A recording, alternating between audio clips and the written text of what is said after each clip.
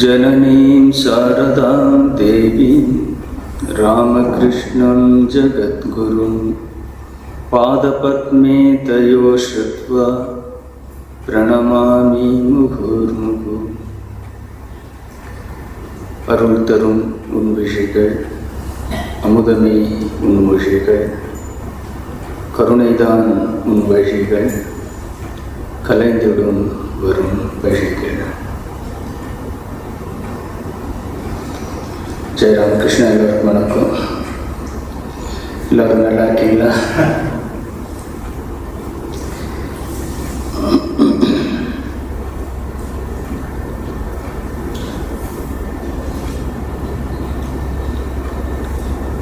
பாரதத்துக்கு எத்தனையோ சோதனைகள் வந்திருக்கு. இது எல்லாத்தையும் தாண்டி ஆயிரம் ஆண்டுகளாக பாரத உலகத்துக்கு வழிகாட்டி துணையாக நின்றுட்டே இருக்கு. இப்போ ஒரு சின்ன சோதனை வந்திருக்குன்னு நினைக்கிறேன். ஒரு சின்ன தியாகம், ஒரு சிலருடைய பெரிய தியாகம் இந்த எதிர்காலத்தில் இருக்கிற அந்த பிரச்சனை எல்லாத்துக்கும் ஒரு முடிவுக்கு வந்துடும். நம்புவோம், பிரார்த்தனை பண்ணுவோம். இந்த தேசத்தில் எந்த இடத்துல ஒரு பிரச்சனைனாலும் அது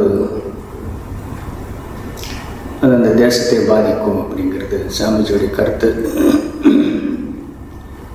சாமிஜி பல இடங்களில் சொல்லியிருந்தாரு, இந்த நாட்டில் இந்த ஏழ்மை போகணும், அறியாமல் போகணும், இதெல்லாம் நீங்கணும். ஒரு நாய் கூட பசியோட சாகக்கூடாது அப்படின்னு சொல்லியிருக்கிறான். பசியால் செத்துடுச்சுன்னு சொல்லி ஒரு நாய் கூட இருக்கக்கூடாது. அந்த அளவுக்கு செல்வாக்கு இருந்த ஒரு நாடு மீண்டும் அந்த அளவுக்கு வந்துடும். இந்த துன்பங்கள் எல்லாம் தீர்ந்து போகும்னு சாமிஜி ரொம்ப தெளிவாக சொல்லியிருந்தார். அந்த காலத்தை நம்ம கண்ணால் பார்க்கணுன்னு நம்ம வேண்டிக்கலாம். அப்புறம் நமது கடந்த வகுப்பில்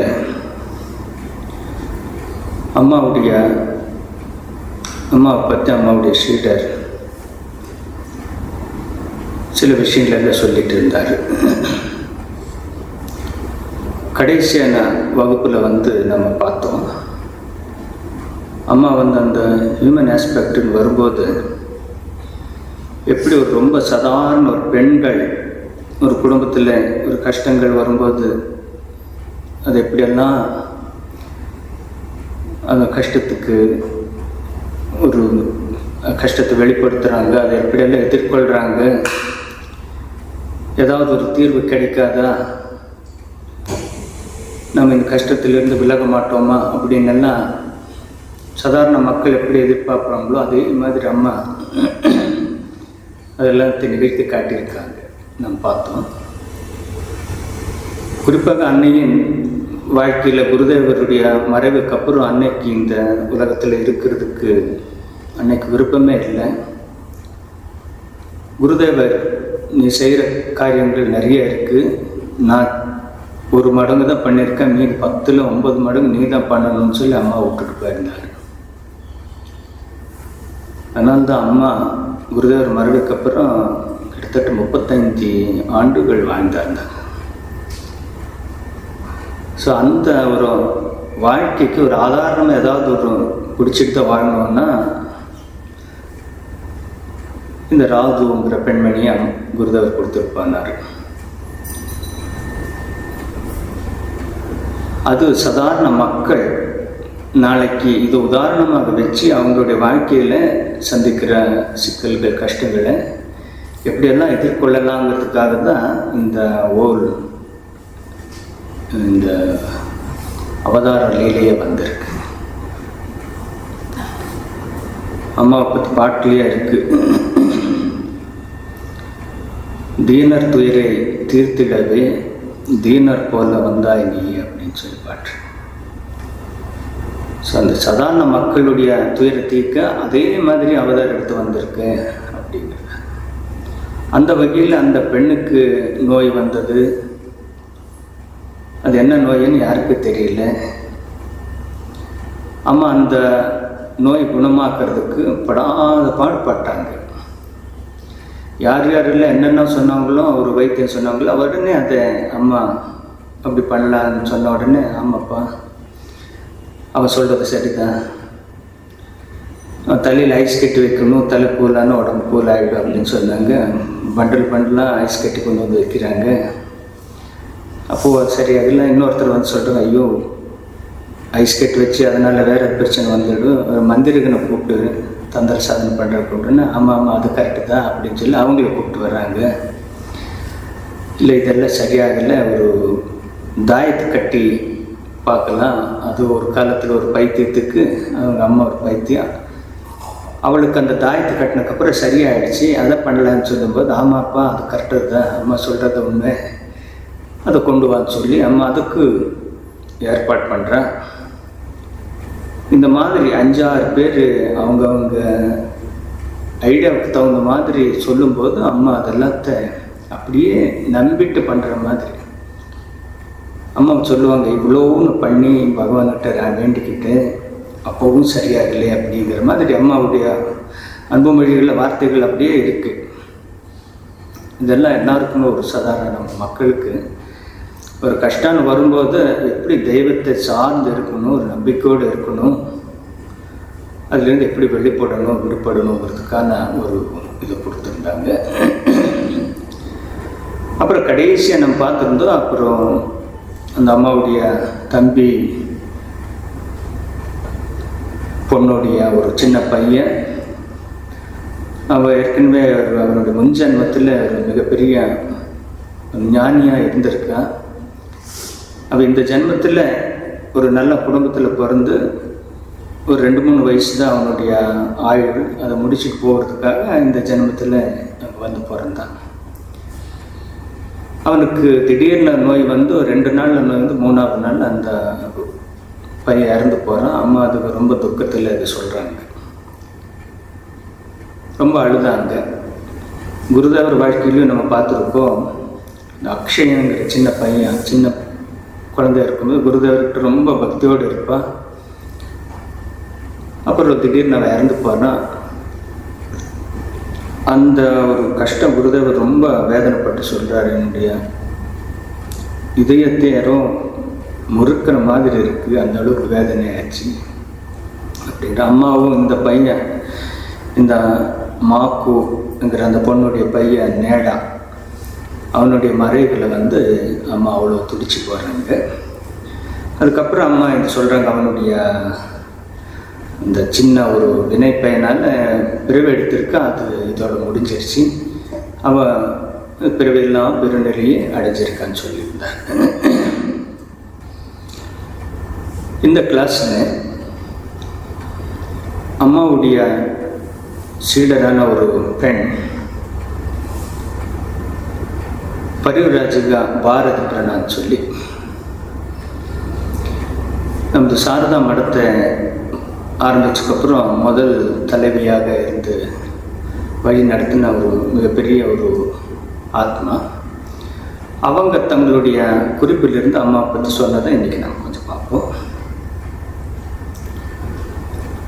சாமிஜி இருக்கும்போதே நமக்கெல்லாம் தெரியும், நிவேதியை கூப்பிட்டு வந்து இந்த பாரதத்தினுடைய பண்பாடு கலாச்சாரம் எல்லாத்தையும் சொல்லி கொடுத்து, அப்புறம் சாமிஜியுடைய அறிவுரை கேட்ப நிவேதிதை வந்து கல்கத்தாவில் ஒரு ஸ்கூல் ஆரம்பிக்கிறாங்க. அது இன்னும் நடந்துட்டுருக்கு. அந்த ஸ்கூலில் ஆரம்பத்தில் சாமிஜி உயிரோடு இருக்கிற வரைக்கும் அவர் கைடன்ஸில் பண்ணிட்டு இருந்தார். அதுக்கப்புறம் அதுக்குள்ளே நிவேதிதை நல்லா இதாகிட்டார். வேலூர் மடத்துலேருந்து உதவி பண்ணி அம்மாவுடைய அருளால் அந்த ஸ்கூலில் நல்லா எஸ்டாப்ளிஷ் ஆகி அங்கே இருக்கிற சாதாரண குழந்தைங்கள், ஏழை குழந்தைங்கள் எல்லாரையும் பெண் குழந்தைங்களை படிக்க வச்சு அவங்கள முன்னுக்கு கொண்டு வந்துட்டு இருந்தாங்க. அதுக்கப்புறம் சில நல்ல குடும்பத்திலிருந்து கூட அந்த பள்ளிக்கு வந்து படிக்கிறது வழக்கமாக இருந்தது. அந்த நிவேதித ஸ்கூலுக்கு பொறுப்பாக ஒரு அம்மாவை நியமித்தாங்க. அவன் வந்து சுதீரா அப்படின்னு சொல்லி, சகோதரி சுதீரா அப்படிங்கிற ஒரு அம்மாவுடைய சிஷ்யி. ரொம்ப நல்ல ஒரு திறமையான அம்மா. அம்மா மீது அபார பக்தி கொண்டிருந்தா. அவன் தான் அந்த பொறுப்பில் இருந்தாங்க. ஒரு முறை இந்த சுதீரா வந்து தன்னோட படிக்கிற குழந்தைங்க ஓரளவு 8th 10th படிக்கிற மாதிரி குழந்தைங்க வந்துட்டு இருந்தாங்க. அவங்கள கூட்டிட்டு அம்மாவை பார்க்க உத்போதனுக்கு வர்றாங்க. முதல் முறையாக வந்து அம்மாவை பார்த்து ஆசீர்வாதம் வாங்குறாங்க. அம்மா ஒவ்வொருத்தராக பார்த்து பேரை கேட்டுட்டு ரொம்ப சந்தோஷம். அந்த காலத்தில் பெண்கள் படிக்கிறதுங்கிறது பெரிய விஷயம். அதுவும் இந்த மாதிரி நல்ல குடும்பத்திலிருந்து கூட வந்து படிக்கிறதுங்கிறது ரொம்ப அபூர்வமாக இருந்தது. அம்மாவை எல்லாரும் விசாரிச்சுக்கிட்டு ரொம்ப சந்தோஷம், நீங்கள் படித்து நல்லா இருங்க அப்படி சொல்லிவிட்டு 4-5 பேர் வந்திருந்தாங்க. ஒரு பெண்ணை மட்டும் பார்த்து இவன் பேர் என்னான்னு மறுபடியும் கேட்டேன். அவன் சொன்னான், இவன் பேர் சரளா அப்படின்னு சொல்லுவாங்க. ஓ, ரொம்ப நல்ல பேர், நல்ல புத்திசாலியாக இருக்கா, நல்லா படி அப்படின்னு அம்மா சொல்கிறாங்க. அவன் 10th 11th அந்த டைமில் கல்விக்கு வந்து படிச்சுட்டு இருந்தாங்க. அப்புறம் அவங்க ரொம்ப சந்தோஷமாக போகிறாங்க. அதுக்கப்புறம் கொஞ்ச நாள் கழித்து மறுபடியும் இன்னொரு இடத்துக்கு போயிட்டு வரும் வழியில் ராத்திரி ஆகிடுது, 7 மணி ஆகிடுது. 7 மணி ஆன உடனே இவ்வளோ தூரம் கிட்ட வந்துட்டோம், அம்மாவை உத்போதனில் போய் பார்த்து ரொம்ப நாள் ஆச்சு, போய் அம்மா தரிசனத்தை பெற்றுக்கொண்டு போகலான்னு சொல்லி அம்மாவை பார்க்க வர்றாங்க. அம்மா கிட்ட வரும்போது ரொம்ப லேட் ஆகிடுது. 7 மணி 7:30 மணி. அந்த காலத்துலேருந்து அவ்வளோ வெளியில் யாரும் வரமாட்டாங்க. இவங்க வந்து அம்மா பார்க்கணும்னு சொன்னோன்னே மேலே கூப்பிட்டு போவாங்க. அம்மா இவங்களை பார்த்துட்டு, என்னம்மா இந்த நேரத்தில் எங்கேருந்து வரீங்க அப்படின்னு. அம்மா இந்த மாதிரி இடத்துக்கு போயிருந்தோம், கொஞ்சம் லேட் ஆகிடுச்சு, இவ்வளோ தூரம் வந்துட்டு உங்களுக்கு தரிசனம் பண்ணாமல் போனால் மனசு கேட்கல, வந்துட்டோம் அப்படிங்கிற. சரி சரி அப்படின்னு சொல்லி அம்மா கொஞ்சம் பிரசாதம் கொடுத்துட்டு, டைம் ஆகிடுச்சு, வீட்டில் திட்டமாட்டாங்களா அப்படிங்கிறேன். ஏன்னா அந்த பெண்கள் மறுபடியும் வீட்டுக்கு போகும், ஸ்கூலில் படித்தாலும் வீட்டில் இருந்து வந்துட்டு இருந்தாங்க. அப்போ அந்த சரளா சொல்கிறாங்க, ஆமாம், ஏற்கனவே இந்த பெண்கள் இங்கே உத்போதனுக்கு வந்து போகிறது இந்த வீட்டில் இருக்கிறவங்களுக்குலாம் பிடிக்கிறது இல்லை, இன்றைக்கி கொஞ்சம் ஏற்றி தான் வாங்கணும், என்ன பண்ணுறது அப்படின்னு. அம்மா, ஐயோ அப்படியா, திட்டுவாங்களா? ஆமாம்மா திட்டுவாங்க அப்படின்னு. அப்போ சீக்கிரம் கிளம்புங்கோ அப்படின்னு சொல்லிட்டு குருதேவர்கிட்ட நமஸ்காரம், குருதேவா இவங்க ரொம்ப திட்டுவாங்காமல் பார்த்துக்குவாங்க அப்படிங்கிறாங்க. ரொம்ப சாதாரண பெண் மாதிரி, ஐயோ ரொம்ப திட்டுவாங்க போல இருக்கு குருதேவா, இவங்களை கொஞ்சம் பார்த்துக்கோ, காப்பாற்றுவாங்க. அப்போ அந்த சரளா சொல்கிறாங்க, அவங்களை கூப்பிட்டு வந்தோம்மா, அம்மா அதனால் என்ன, இதை கூட இவங்க சகிக்கலன்னு இவங்க என்னத்தை சாதிக்க போகிறாங்க, பண்ணட்டுமே, திட்டட்டுமே, இவங்க வாங்கட்டுமே அப்படிங்கிறாங்க. அம்மா சொன்னாங்க, ஐயோ எனக்கு தெரியாதம்மா, திட்டு கம்மியாக வாங்கட்டும் அப்படிங்கிறாங்க. அதுக்கப்புறம் தேர்ட் விசிட்டு சரளா வரல, இந்த சரளா வருவாங்க, இந்த சுதீரா வரல. அம்மாவை பார்க்க தன்னுடைய சக மாணவிகளோடு வர்றான். வந்த உடனே அம்மா கேட்குறாங்க, அம்மா இன்னைக்கு ரொம்ப திட்டாங்களா வீட்டில் அப்படிங்கிறாங்க. அவ்வளோ ஞாபகம் வச்சு, அவ்வளோ கன்சர்னோட, அவ்வளோ கூட்டம் இருக்குது அம்மாவை பார்க்க. இருந்தாலும் பெண்ணை கூப்பிட்டு தனியாக, இன்னைக்கு லேட்டாக போனீங்களே, வீட்டில் ரொம்ப திட்டாங்களா?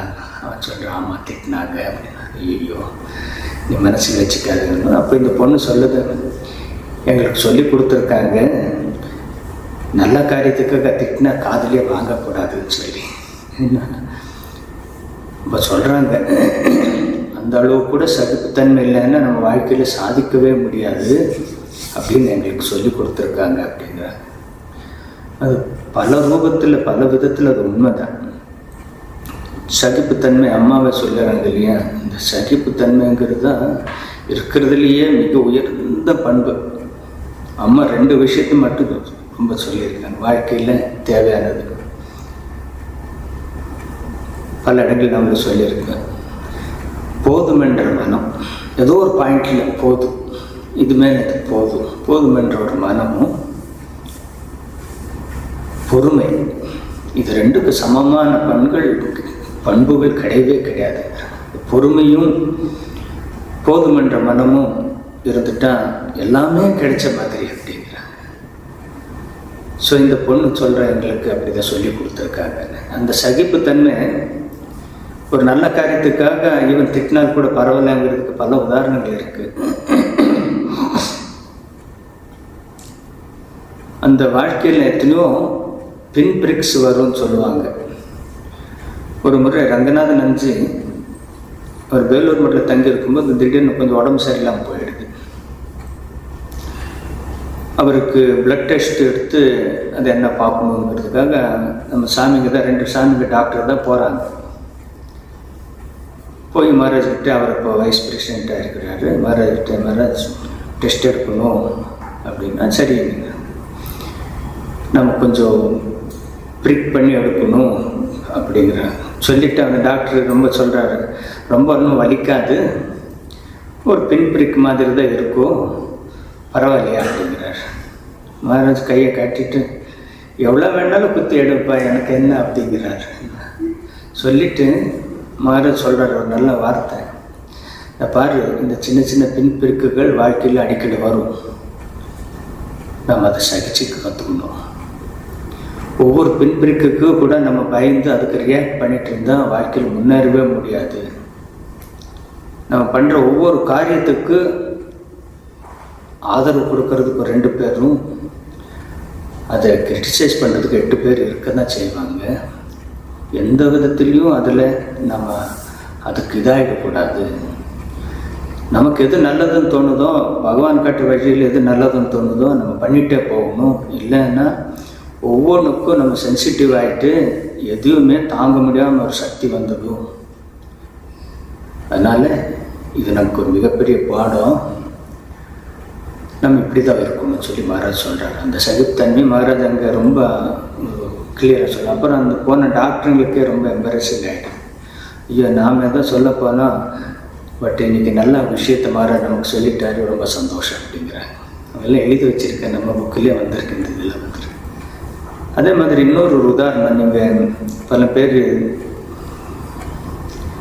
நம்முடைய சிவகாசி பக்கத்தில் கோணம்பட்டி ஒரு ஆசிரமம் இருக்குது, நீங்கள்லாம் போயிருப்பீங்க, பல பேர் போயிருப்பீங்க.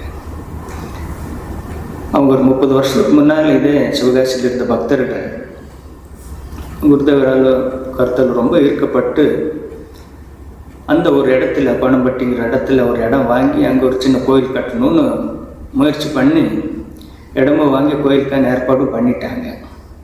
பட் இவங்க ஊர்லேருந்து அது ஒரு 4-5 கிலோமீட்டர் தள்ளி இருக்குது.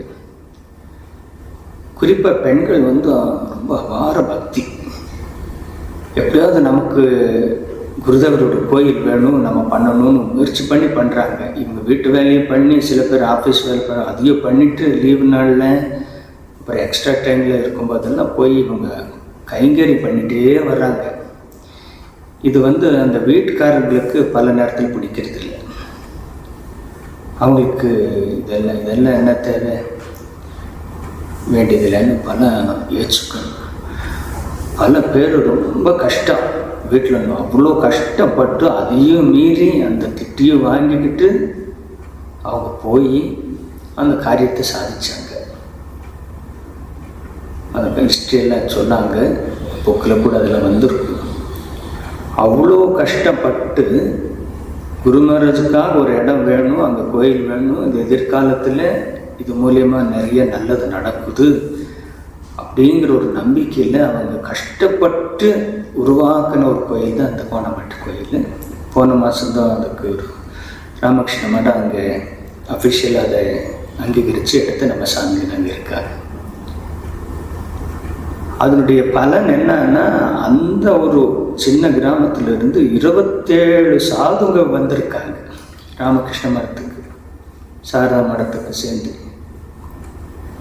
அவங்க அன்றைக்கி அந்த ஏஜுக்கு பயந்துருந்தால் 27 பேர் கிடைப்பாங்களா, அபூர்வம். அது இந்த இந்தியாவில் வெஸ்ட் பெங்காலில் தான் குருமாரை பிறந்திருந்தாலும் அங்கே நமது 50க்கு மேலே நமது மடங்கள் இருக்குது வெஸ்ட் பெங்கால். இருந்தாலும் ஒரே இடத்துலேருந்து 27 பேர் வந்தது, இதுதான் சாதனை.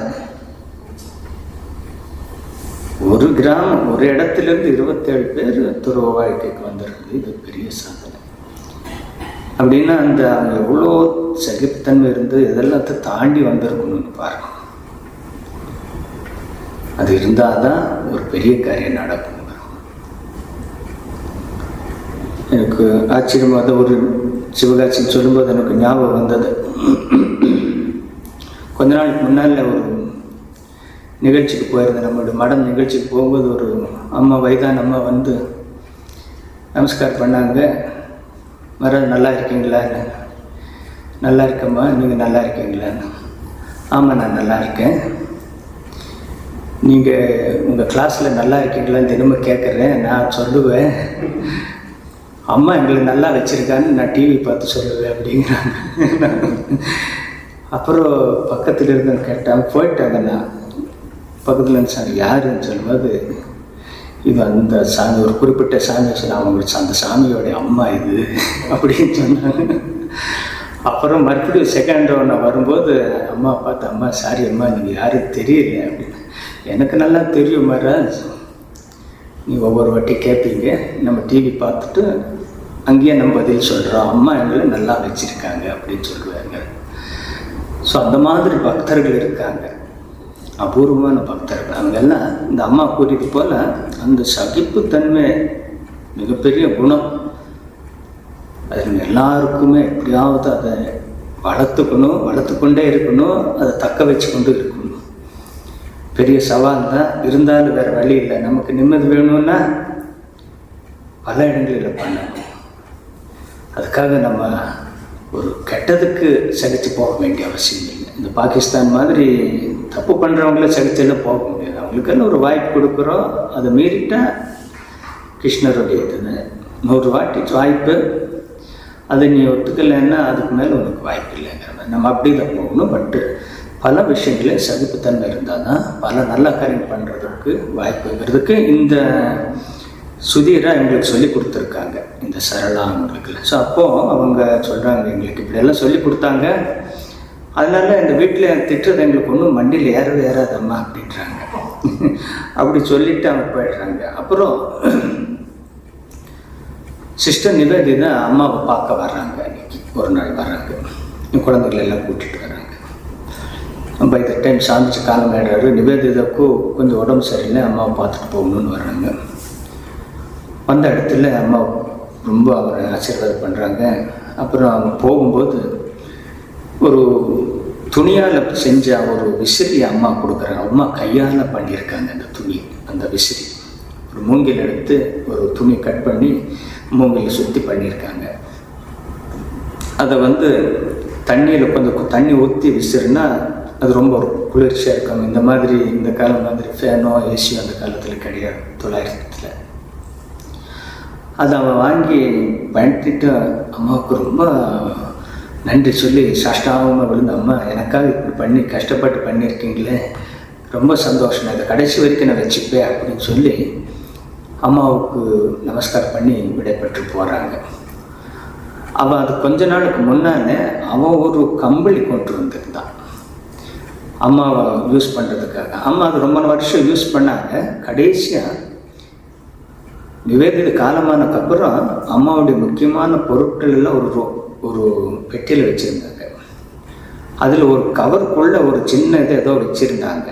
இந்த சீடர் இருக்கும்போது ஒரு சின்ன ஒரு துண்டு கவரு, அதுக்குள்ளே ஒரு சின்ன துணி இருக்குது. அம்மா ஏதோ ஒரு பழைய துணி இருக்குது, அதை தூக்கி போட்டுவிட்டுமா அப்படின்னு சொல்லும்போது, இல்லைப்பா அது நிவேதித கொடுத்த பொருள், நான் தூக்கி போட மாட்டேன். சின்ன பழைஞ்சு அதை யூஸ் பண்ணி கிழிஞ்சி கடைசியாக சின்ன துண்டாக இருக்குது, அதை கூட உள்ளே மடித்து அம்மா வச்சுருக்கு. அந்த அளவுக்கு அவன் மேலே ஒரு அன்பு. ஸோ இந்த அம்மா கொடுத்த இந்த விசிறியை இப்போ அவ்வளோ சந்தோஷமாக வாங்கிட்டு அம்மா விட்டு விரப்பட்டு போகிறாங்க. அதுக்கப்புறம் நிவேதித கொஞ்சம் உடம்பு சரியில்லாமல் ஆகுது. டார்ஜிலிங்க்கு போய் நிவேதித அங்கே உடம்பு சரியில்லாமல் 1911 காலமாயிடுறாங்க. ஸோ அந்த நியூஸ் வந்து அம்மாவுக்கு ரொம்ப ஷாக்கிங்காக இருக்கும். விவேகானந்தர் தான் சின்ன வயசில் போயிட்டாருனாலும் இவ்வளோ இந்த சின்ன வயசுலேயே போயிட்டாலே என்ன பண்ணுறதுன்னு ரொம்ப அழுதாங்க. அப்புறம் கொஞ்சம் ஆறுதல், இந்த ஸ்கூலை பார்த்துட்டு இருக்கிற சரளா வந்து பொறுப்பெடுத்து பண்ணுறாங்க. அந்த ஸ்கூலை பார்க்குறது, அந்த பெண்களுக்கு வழிகாட்டுறதெல்லாம் பண்ணுறாங்க. அதுக்கு முன்னால் நிவேதித உயிரோடு இருக்கும்போது அம்மாவை வந்துட்டு போனதுக்கப்புறம் ஒரு வாட்டி இன்வைட் பண்ணுறாங்க நிவேதித ஸ்கூலுக்கு. அம்மா அன்றைக்கி போகிறாங்க. அங்கே இருக்கிற பெண்கள் எல்லாம் ஏற்பாடு பண்ணுறாங்க. வாசலில் கோலை போடுறதுலேருந்து வீட்டை அலங்காரம் பண்ணுறது, பூஜை பண்ணுறது, பஜனை பண்ணுறது, அவ்வளோ ஒரு நல்ல ஒரு அட்மாஸ்பியர் கிரியேட் பண்ணி வச்சுருக்காங்க. அம்மா போன உடனே எல்லோரும் கையில் எடுத்து கைக்கு பூ கொடுத்து மலரஞ்சலி அம்மாவுக்கு செலுத்திட்டு அம்மாவை எல்லாம் அந்த ஸ்கூலில் இருக்கிற பல காரியங்களை என்னென்ன ஒரு சேவை பண்ணுறது எல்லாத்தையும் கொண்டு போய் காட்டுறாங்க. அம்மாவுக்கு ரொம்ப சந்தோஷம். அந்த காலத்தில் கல்கத்தாவில் பெண்கள் படிக்கிறதுங்க ரொம்ப கம்மி. அதுவும் இந்த மாதிரி ஒரு சூழ்நிலையில் பல விஷயங்களை கற்றுக்குறாங்களேன்னு சொல்லி அம்மாவை கூப்பிட்டு போக சொல்கிறாங்க. எம்ப்ராய்டரிங் பண்ணுறாங்க, டைலரிங் பண்ணுறாங்க, மலரில் பேப்பரில் ஏதோ பண்ணி அலங்காரம் பண்ணி அது மூலியம் அதை விற்கிறாங்க. அது மூலியம் வருமானம் வருது. இந்த மாதிரி அந்த ரூமை அவ்வளோ அழகாக அந்த ஸ்கூல்லையே வச்சுருந்தாங்க. அப்புறம் நிகழ்ச்சியெல்லாம் முடியுது. அம்மாவுக்கு ரொம்ப சந்தோஷம். எல்லோரும் மனமாற ஆசீர்வாதம் பண்ணி வர்றாங்க. ஸோ இவ்வளோ காரியங்கள் நடந்துகிட்டு இருக்கிறத திடீர்னு நிவேதிதா இறந்து போனோன்னு அம்மாவுக்கு ரொம்ப வருத்தமாகுது. இந்த சுதீரா தேவி பொறுப்பெடுத்து பண்ணுறாங்க. நிவேதிதா போனதுக்கப்புறம் இவ பண்ணக்கப்புறம் அவர் கொஞ்ச நாள் கழிச்சு நிவேதிதா அவ்வளோ க்ளோஸாக இருப்பாங்க. அவருடைய மறைவு இந்த சுதீராவுக்கு ரொம்ப ஷாக் ஆகிடும் அம்மா மாதிரி. அது இல்லாமல் டாக்டர்கிட்ட போய் பார்க்கும்போது அவளுக்கு ஹார்ட் ப்ராப்ளம்னு சொல்கிறாங்க. டாக்டருங்க எங்களால் முடிஞ்சதை பண்ணிட்டோம், இனி பகவான் தான் காப்பாற்றணும்னு சொல்லி. ஸோ அந்த விஷயத்தை சொல்கிறதுக்கு மறுபடியும் ஹாஸ்பிட்டலில் என்ன சொன்னாங்கன்னு டாக்டர் சொன்ன விஷயத்தை அம்மாக்கிட்ட சொல்கிறதுக்கு இந்த சரளா தேவி வர்றாங்க. அம்மா கேட்குறாங்க, அவங்க ஸ்கூல் பொறுப்பாளர் சுதீர் எப்படி இருக்காம்மா அப்படின்னு கேட்டால், டாக்டர் ஹார்ட் ப்ராப்ளம் இருக்குன்னு சொல்லியிருக்காங்க, அவங்களால முடிஞ்ச வரைக்கும் பண்ணியிருக்கோம், மீதி பகவான் கையில் இருக்குன்னு சொன்னாங்க அப்படின்னா. அம்மா உடனே கோயிலுக்குள்ளே உத்பாதன குருமராஜ் கிட்ட போய் மலர் எடுத்து அழுகுறாங்க. குருதேவா, இவ்வளோ போயிடுவாளா, இவ்வளோ எடுத்துவியா, நிவேதிதா போயிட்டா, இவ்வளோ இப்படி போயிட்டா, இது எல்லாத்தையும் யார் பார்க்குறா, இந்த வயசில் யார் பார்ப்பா, இந்த குழந்தைகள் எல்லாத்தையும் யார் வழி நடத்துவா, நீ அவ நல்லா ஆகணும், நீ கண்டிப்பாக அதுக்கு நீ உத்தரவாதம் தரணும்னு குருதேவர்கிட்ட அம்மா போய் கெஞ்சுறாங்க. அது கிட்ட பக்கத்துலேருந்து பார்க்குறாங்க. ரொம்ப கண்ணீர் மல்க, அவளுக்கு ஒன்றும் ஆகிடக்கூடாது, அவருக்கு உயிருக்கு ஒன்றும் ஆபத்து வந்துடக்கூடாது, நீ பார்த்துக்கணும்னு சொல்லி போய் அப்புறம் அங்கேருந்து சரணாமதி கொண்டு நீ போய் கொடுமா, குருதேவர் எப்படி விருப்பப்படி ஆகட்டும்ங்கிறாங்க. ஸோ அப்புறம் அவன் ஓடி போய் ஹாஸ்பிட்டலில் போய் இதெல்லாம் கொடுக்குறாங்க. அதுக்கப்புறம் கொஞ்சம் கொஞ்சமாக தேறி அவன் நல்லா ஆகி வந்துடுறான். ரொம்ப வருஷம் இருப்பான். அந்த பள்ளியை மிக உயரத்துக்கு கொண்டு வருவாங்க. இந்த நடுவில் இந்த ஃபஸ்ட்டு அவருக்கு ஹார்ட் அட்டாக் வந்ததுக்கப்புறம் கொஞ்ச நாள் கழித்து அவருடைய அண்ணன் இந்த தேச விடுதலைக்காக சாமிஜியுடைய கருத்தை ஏற்றுக்கொண்டு அவங்க அண்ணன் அந்த காலத்து அந்த விடுதலை போராட்டத்தில் ஈடுபடுறாரு. ஒரு முறை அவங்க அண்ணன் பேர் பிரக்ஞானந்தா, முன்னால் அவன் பேர் தேவவிரதன் சொல்லி. இந்த தேவவிரதன் போலீஸ் கேஸில் மாட்டிடுவார். போலீஸ் கேஸுன்னா ஏதோ ஒரு பிரச்சனை அந்த காலத்தில் போராட்டத்தில் இவனையும் கைது பண்ணிடுறாங்க. அதுக்கப்புறம் பார்க்குறாங்க, இது ஒரு முக்கியமான லீடர் மாதிரி இருக்கா அப்படின்னு சொல்லி எங்கே போனாலும் பின்னால் போலீஸையே அனுப்பி இவனை வாட்ச் பண்ணிகிட்டே இருப்பாங்க. ஸோ ஒரு கொஞ்ச நாளுக்கு அப்புறம் அவருக்கும் ஏதோ உடம்பு முடியாமல் அந்த தேவவிரதன் காலமாயிடுறார். அந்த காலமானதுக்கப்புறம் இந்த சரளாவுடைய அண்ணன், இந்த சுதீராவுடைய அண்ணன் அம்மாவுக்கு அந்த நியூஸ் வருது, இந்த மாதிரி தேவவிரத அவள் அதுக்கப்புறம் அதுக்குள்ளே சன்னியாசம் வாங்கி ஒரு கொஞ்ச நாள்லேயே அவன் காலமாயிடுறார். அப்போது அந்த நியூஸை அவ எப்படியப்பா தாங்கிட்டா அப்படின்னு கேட்குறாங்க. இவன் அண்ணாவுடைய உடம்பு பாடி பக்கத்தில் உட்காந்துட்டு அப்படியே இருக்கா, ஒன்றும் பேசலை, யாருக்கிட்ட ஒன்றும் பேசலை அப்படிங்கிற. அம்மா சொல்கிறாங்க, ஏதாவது அழுதாளப்பா அப்படின்னா. இல்லை, ஒன்றும் அழுகியே வரல, அழுகலை, அப்படியே விரைச்சி பார்த்து உட்காந்துருக்கா.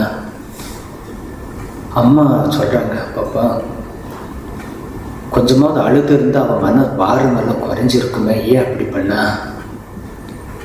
குருதேவா அவளுக்கு சக்தியை கொடு, அவள் இப்போ தான் அந்த நோயிலிருந்து வெளியில் வந்திருக்கான், அவளுக்கு சக்தி கொடு, இந்த தாங்குற சக்தியை கொடுன்னு சொல்லி அம்மா வேண்டுறாங்க. அங்கேயும் வேண்டுறாங்க. முதல்ல அவனோட நோய் குணமாகணும்னு வேண்டினாங்க, அப்புறமா இந்த சூழ்நிலையிலேருந்து அவள் வெளியே வரணும்னு வேண்டுறாங்க. ஸோ அதையே மீறி அவளுக்கு கொஞ்சம் ஹெல்த் ப்ராப்ளம் ஆனதுனால அவள் காசிக்கு போகிறதுக்கு ஏற்பாடு. அந்த காசியில் கொஞ்சம் வைத்தியம் நல்லா இருக்கும். அதே நேரத்தில் அம்மாவும் காசிக்கு சேவாசிரமத்திலேருந்து அம்மாவை கூப்பிட்ருக்காங்க. நமக்கெல்லாம் தெரியும், அம்மா சேவாசிரம யாத்திரை போகிறாங்க. அந்த நேரத்தில் அங்கே போய் 2 பேரும் ஒரே இடத்துலையே பக்கத்தில் வீட்லேயே தங்கியிருந்தாங்க. இந்த சேவாசிரம காரியங்களை பற்றி நிறையா அங்கே எழுதியிருக்காங்க, சொல்கிறாங்க. ஒரு நாள் அந்த சேவாசிரமத்திலிருந்து அப்போது நம்முடைய மடத்து மூலியமாக ஒரு சின்ன ஒரு ஓல்டேஜ் ஹோம் அந்த காலத்திலேயே நடத்தி இப்போ உள்ளே வந்திருக்கு. அந்த காலத்துலேயே அந்த ஒரு ஓல்டேஜ் ஹோம் இருக்குது. அந்த முடியாத பெண்களுக்கெல்லாம் அங்கே தங்க வச்சு சாப்பாடு கொடுத்து பண்ணுறாங்க. அங்கே அம்மாவை கூட்டிகிட்டு போகிறாங்க. அம்மா அந்த இடத்துக்கு போய் பார்த்துட்டு எல்லாமே சுற்றி பார்த்துட்டு ரொம்ப சந்தோஷப்படுறாங்க. அப்புறம் அங்கே இருந்த பெண்கள் எல்லாம் இவங்க அம்மா கிட்ட வணங்குறாங்க. அம்மா கேட்குறாங்க, நீங்கள்லாம் யார், எங்கேருந்து வரீங்க? ஒவ்வொருத்தரும் ஒவ்வொரு பதில் சொல்கிறாங்க. பொதுவாக இந்த காலத்தில் பணம் இருக்கிறவங்க நல்ல பெரிய ஒரு வசதியான இடத்துல போய் தங்கலாம். இந்த ஓல்டேஜ் கேர் நிறைய இருக்குது, எல்லா இடத்துலையும் இருக்குது. பட் இலவசமாக பண்ணுற இடத்துல எல்லா இடத்துலையும் எல்லா வசதிகளும் இருக்கும் நம்ம சொல்ல முடியாது. ஆனால் அதுவும் இன்னும் இருக்குது, அந்த காலத்தில் இருந்திருக்கு. அந்த காலத்தில் அந்த கான்செப்ட் ரொம்ப கம்மி இருந்தாலும் அவங்களுடைய இதெல்லாம் அதை கேட்கும்போது அம்மா கேட்குறாங்க, நீ யாரும்மா? நான் சொல்கிறேன், எங்கேருந்து வந்தேன், ஏன் இங்கே வந்தேன், இதெல்லாம் கேட்கும்போது அவங்க சொல்லும்போது அம்மா ரொம்ப வருத்தப்படுறாங்க. பிள்ளைங்க இருந்தும் கவனிக்காமல் விட்டுருக்காங்க, கணவனால் கைவிடப்பட்டு போனவங்க, பிள்ளைகள் இல்லாமல் வந்தவங்க, ஒவ்வொருத்தருக்கும் ஒவ்வொரு ஹிஸ்ட்ரி இருக்குது. இதெல்லாம் கேட்டு அம்மா ரொம்ப வருத்தப்பட்டு அங்கே இருக்கிற அந்த சாமிகளை சொல்கிறாங்கப்பா, நீங்கள் ரொம்ப நல்லது பண்ணிக்க, இவங்களுக்கு உங்கள் தாய் தந்தை போல நீங்கள் வச்சு நீங்கள் பாதுகாத்துட்ருக்கீங்க, குருதேவர் உங்களுக்கு எல்லா அருளும் சக்தி கொடுக்கணும்னு அம்மா வேண்டுறாங்க. ஸோ அன்றைக்கி ஆரம்பித்த அந்த இது இன்னும் அங்கே இருக்குது, நிறைய பேர் நம்ம இதில் இருக்காங்க. அந்த மாதிரி ஒரு சூழ்நிலையில் அம்மா எல்லாருக்காக வேண்டுறாங்க. நம்ம இன்றளவும் பார்க்குறோம், பிருந்தாவனத்தில் ஆயிரக்கணக்கான பெண்கள் அந்த மாதிரி இருக்காங்க. சரிப்பா,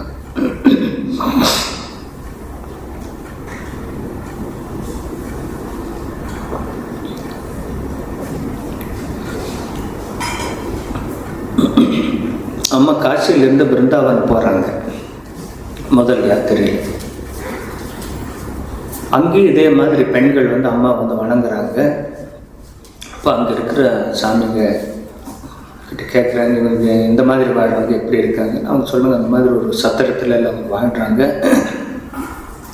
அவங்க வாழ்க்கை ரொம்ப கஷ்டமாக இருக்குது, எங்களால் முடிஞ்ச உதவி நம்ம பண்ணிகிட்ருக்கோம் அப்படின்னு சொல்கிறாங்க. அவங்களுக்கு தேவையான சாப்பாடு ப்ரொவிஷன் கொடுக்குறோம். சில பேர் அவங்களே சமைச்சு சாப்பிட்றாங்க, சிலர் நாம் பண்ணுற உணவை வாங்கிட்டு போய் சாப்பிட்றாங்க. விசேஷம் என்னன்னா, பல பேர் அந்த காசியில பிருந்தாவனத்தில் சீக்கிரமாக எங்களுடைய பிராணம் போகணும், பகவான் சரணத்துக்கு போகணும்னு சொல்லி வேண்டி வர்றாங்க. ஆனால் இந்த பகவானுடைய பிரசாதத்தை சாப்பிட்றதுனால ஆயுள் விருத்தி ஆகிட்டே போகுது, இவங்களுக்கு சாவு வரமாட்டேங்குது, அது ஒரு கஷ்டம் அப்படிங்கிறாங்க. பல பேர் நம்ம கேட்டிருப்போம், பகவான் பிரசாதத்தை சாப்பிட்டா ஆயுள் விருத்தி ஆகிட்டே போகுது, அவ்வளோ நமக்கு இது இருக்கிறது தள்ளிட்டே போகுதுங்கிறாங்க. பட் அதுக்காக நம்ம என்ன பண்ணோம், பிரசாதத்தை சாப்பிட்டு தான் ஆகணும், என்ன ஆயுள் விருத்தியான என்ன, ஆனால் பகவான் நம்ம கூட இருந்தால் போதுங்கிற ஒரு எண்ணம் தானே நமக்கு வேணும். அதுக்காக பிரசாதத்தை வேண்டாம்னு சொல்ல முடியாது. பிரசாதத்தை சாப்பிட்டு அடுத்த நிமிஷம் இருக்கணும்னு ரொம்ப சந்தோஷம்தான், ஆனால் அது ஆயுள் விருத்தி ஆகிட்டு போகுதுங்கும் போது அதுக்கான ஆயுள் ஆகட்டும், அது அவங்கள கவனிக்கிறதுக்கு ஒரு சூழ்நிலை இருந்தால் போதும்.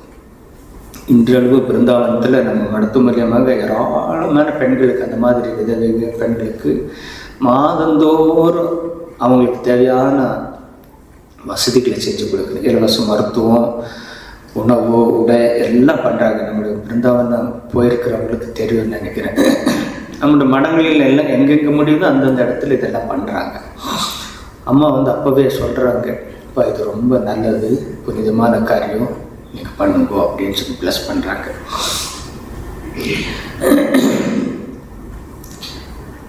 அந்த காசியில் அதே இடத்துல இருக்கும்போது அந்த டைமில் அந்த 7 பெண்கள், இப்போது பெண்கள் பிச்சை எடுக்கிறது இந்த ரோடில் அதில் வச்சுருக்குது. அந்த காலத்தில் காசியில் சிலது அந்த பிச்சை எடுத்து உணவும் உண்டுறது, அந்த அன்னபூர்ணா சத்திரத்தில் அன்னம் வாங்கி சாப்பிட்றதுங்கிறது அந்த காலத்தில் கொஞ்சம் ஒரு இதாக இருந்தது. ஒரு முறை ஒரு பெண் ஒரு சின்ன குழந்தையோடு வர்றான், அம்மா பார்க்க வர்றேன். அம்மாவுக்கு நமஸ்கார் பண்ணிவிட்டு அம்மா கேட்குற, யாரும்மா நீ சொல்லு, நான் இந்த மாதிரி ஒரு இடத்துல இருந்தேன், கணவன் இறந்து போயிட்டாரு, இப்போ எப்படி வாழ்க்கை நடத்துகிறேன், அதுவும் கொஞ்சம் என்னால் முடிஞ்ச சேவை பண்ணுறேன், எனக்கு ஒருவேளை அண்ணா அன்னபூர்ணி இதில் எனக்கு கிடைச்சிடுது, மீதி எப்படி சமாளிச்சுட்ருக்கேன், வாழ்க்கை கஷ்டமாக அதை ஓடிக்கிட்டு இருக்கு அப்படிங்கிறாங்க. கேட்டுட்டு அம்மா கிட்ட கேட்குறாங்க, உங்கள் பிள்ளைகிட்ட சொல்லி எனக்கு ஏதாவது உதவி பண்ண முடியுமான்னு கேட்குறாங்க அம்மா கிட்டே. அம்மா பார்த்துட்டு, சரிம்மா, என் பிள்ளைங்க அந்த காலத்துலலாம் அவங்களுக்கே சாப்பாடுக்கே இல்லை, கஷ்டம், அவங்களால முடிஞ்சதை பண்ணிகிட்ருக்காங்கம்மா, பட்டு இருந்தாலும் சொல்லி பார்க்குறேன், எந்த அளவுக்கு அவங்களால பண்ண முடியுமோ தெரியல அப்படின்னு அவங்க பேசிட்டு இருக்கும்போது அம்மா மாடியில் இருக்காங்க, கீழே சமையல் பண்ணுறாங்க. அந்த சின்ன குழந்தை சரியாக சாப்பிட்ருக்கிறது தெரியல, அம்மா கீழே சமையல் வாசனை நல்லா இருக்குமா அப்படின்னு சொல்லுது. பாவம், அம்மா கீழே ஏதோ சமையல் இருக்குது, வாமா கீழே போய் சாப்பிட்லாம் அப்படிங்கிறது. அந்த அவனுடைய அம்மா சொல்கிற, இருக்கு அம்மா கிட்ட பேசிகிட்டு இருக்கா இல்லையா, நம்ம அப்புறம் போவோம், சின்ன குழந்தை தானே, பசி, ஏதோ சமையலுடைய வாசனை அந்த மேலே வருது. அம்மா ரொம்ப வருத்தம் ஆகிடுது. நமக்கெல்லாம் தெரியும், அம்மா சின்ன வயசில் காமர்பூர் ஜெயராம்பில் அவ்வளோ பஞ்சம் வரும்போது அம்மா வீட்டில் இருந்த ஒரு வருஷத்துக்கான நெல்மணிகள் அம்மாவுடைய தந்தை சேகரித்து வச்சுது. அந்த பசி போகணுங்கிறதுக்காக அந்த ஒரு வருஷத்துக்கு ஒரு குடும்பத்துக்கு தேவையானது எல்லாத்தையும் எடுத்து பல நாட்கள் இவங்களே சமைச்சு ஏழைங்களுக்கு பரிமாறிட்டு இருந்தாங்க. அம்மா சின்ன குட்டி பொண்ணாக இருப்பாங்க. அம்மாவுடைய அப்பாவோ அவங்களும் சமைச்சு வைக்கிறதுக்கு இவன் தட்டில் ஊற்றி அதை விசிறி வச்சு ஆற்றி வைத்து கொடுப்பேன். அந்த படம் எல்லாம் நமக்கு தெரியும், புக்கிலே இருக்குது, அம்மா வாழ்க்கையிலே இருக்குது. அம்மாவுக்கு உடனே அந்த ஞாபகம் வந்துட்டு இருந்தப்போ அந்த நேரத்தில் அம்மாவை பார்க்க வந்த ஒரு சின்ன பெண்ணு அந்த வாசலில் அந்த பசு மாடுகளுக்காக வச்ச அந்த அரிசி தவிடு எடுத்து உடனே சாப்பிட்டுடுது. சமையல் ரூமுக்குள்ளே வரல, ஏன்னா அவ்வளோ பசி. அந்த சின்ன பெண்ணு தவிடு பார்த்த உடனே அவள் எடுத்து போட்டு வாய்க்கு போட்டு அந்த தொண்டை கட்டிடுது. அம்மா அந்த காட்சியெல்லாம் அம்மாவுக்கு ஞாபகம் இருக்குது. உடனே அவனை கூப்பிட்டு உள்ள சின்ன குழந்தை, அம்மாவே 5 வயசு 6 வயசு தான், அந்த சின்ன பொண்ணு 4 வயசு 3 வயசு, அவளை உள்ளே கூப்பிட்டு அம்மா ஆற்ற வச்சு அம்மா ஊட்டி விட்றாங்க. ஸோ அந்த பசியும் கொடுமை எல்லாம் அம்மாவுக்கு ரொம்ப நல்லாவே தெரியும். இந்த சின்ன பெண்ணு, அம்மா பசிக்குதம்மா, கீழே சமைக்கிறாங்கம்மா, வாம்மா சாப்பிட்லாம் அப்படின்னு சொல்லும்போது அம்மாவுக்கு ரொம்ப வேதனை ஆகிடுது. அப்புறம் அவங்கள கூப்பிட்டு அந்த பெண்ணுக்கு தேவையான சமையலெல்லாம் சாப்பாடு வச்சு, அப்புறம் அந்த பெண்ணுக்கு சொல்கிறான், இங்கே இருக்கிற அந்த சாமிகளுக்கு சொல்லி உனக்கு உதவி பண்ண சொல்கிறேன், அந்த பெண்ணை படிக்க வைக்கிறதுக்கும் நம்ம ஏற்பாடு பண்ணுவோம், நீ குருதேவரை நினச்சி முடிஞ்ச வரைக்கும் அவர் சார்ந்து நீ வாழு, உனக்காகவும் நான் பிரார்த்தனை செய்கிறேன்னு அம்மா சொல்கிறாங்க. அதுக்கப்புறம் வாழ்க்கை அவளுக்கு கண்டிப்பாக மேலே வந்திருக்கும். ஸோ இந்த நிகழ்ச்சியெல்லாம் காசியில் நடந்தது. இதெல்லாத்தையும் இந்த சரளா பக்கத்திலே இருந்து நோட் பண்ணி கொடுத்துருக்க அமுத மொழிகள், அன்னையுடைய அன்பு மொழிகள் இதெல்லாம் இருக்குது. ஸோ நமக்கு இதெல்லாம் அம்மாவுடைய அந்த சாதாரண பெண்மணி ஒரு குடும்பத்தில் எப்படியெல்லாம் அந்த ஃபேஸ் பண்ணுறாங்க எல்லாத்தையும் சாதாரண மக்களுக்கு எந்த அளவுக்கு பாதிக்கப்பட்டிருக்காங்கங்கிறத ஒரு பிக்சரையும், அதுக்கு அம்மா எப்படி அவங்களுக்கு ஒரு ஆறுதலும் அன்பையும் கொடுத்து கஷ்டத்தில் இருந்து நிவாரணம் கொடுக்குறாங்கிறதையும் இவங்கெல்லாம் கிட்டேயே இருந்து நமக்கு கொடுத்ததுனால நம்மள அந்த ரியல் பிக்சர் அம்மாவுடைய இதை நமக்கு தெரிய முடியுது.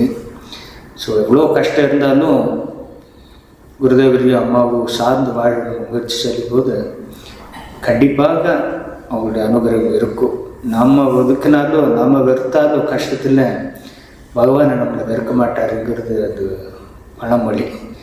அது இருந்தாலும் குருமாரை சொல்லுவார், என்ன ஆனாலும் நம்மளை பெத்த தாய் தந்தை மாதிரி அவங்கள நம்ம நினச்சி நம்ம உரிமையோடு நம்ம அவங்கள நம்ம வேண்டும்போது அதுக்கான பலன் வந்தே தீரும். அந்த அளவுக்கு நாமளும் ஒரு உறுதியான எண்ணத்தோடு வேண்டணுங்கிறது இவங்க சொல்லித்தர நமக்கு பாடம். இந்த திருமூர் அருளால் நமது வாழ்க்கையிலும் அவங்களுடைய அருளால் நம்ம உயர்ந்த நிலைக்கு வரணும், நமது கஷ்டங்களிலிருந்து வெளிப்பட்டு வரணும்னு சொல்லி மீண்டும் பிரார்த்தனை செய்வோம். மீண்டும் சந்திப்போம். ஓம் சாந்தி சாந்தி சாந்தி. ஹரி ஓம் தத்சத். ஸ்ரீராமகிருஷ்ணார்ப்பணமஸ்து.